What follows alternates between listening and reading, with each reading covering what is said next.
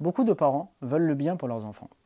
Mais en voulant le bien pour leurs enfants, ils commettent certaines erreurs, à savoir de les étouffer, à savoir de les enfermer, de les replier sur eux-mêmes, de les empêcher d'avoir accès à la société. Et lorsque les enfants n'ont pas accès à la société, qu'est-ce qu'ils font? Ils s'enferment dans leur chambre, ils jouent, et les parents sont rassurés car ils ne sont pas au contact de la société. Mais avec leur téléphone, ils sont au contraire au contact de la société.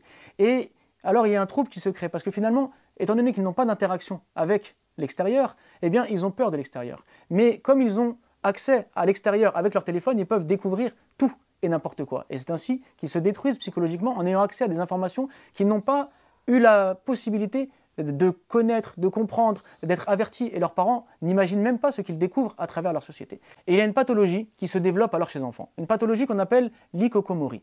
Ça s'est développé dans des pays, ou bien plutôt ça a été analysé dans des pays comme le Japon, où plus de 260 000 enfants se cloîtrent dans leur chambre et ont peur de l'extérieur, vivent en fait un trouble psychologique où le monde extérieur leur fait peur et ils se sentent heureux et rassurés dans leur chambre. Eh bien, il ne faut pas que le musulman qui éduque ses enfants tombe dans le même piège. En voulant protéger son enfant, il l'étouffe, il l'enferme dans sa chambre, mais il lui donne un accès sur le monde qui est un accès encore plus dangereux que la réalité qui se trouve en bas de chez soi. Alors il est important d'aider nos enfants à s'épanouir, de s'épanouir par la connaissance, de s'épanouir par les sorties, par le fait d'avoir des visites par exemple au musée, des sorties en forêt, par le fait d'aller rencontrer sa famille, de façon à ce que l'enfant puisse s'épanouir intellectuellement à travers ce qu'il va découvrir dans les musées, s'épanouir spirituellement à travers justement la connaissance qu'il va avoir à la mosquée par exemple, s'épanouir familialement en rencontrant sa famille, ses cousins, ses oncles, ses tantes et l'ensemble donc de la famille élargie, on va dire qu'il peut rencontrer, mais également d'aller à la forêt afin de se ressourcer,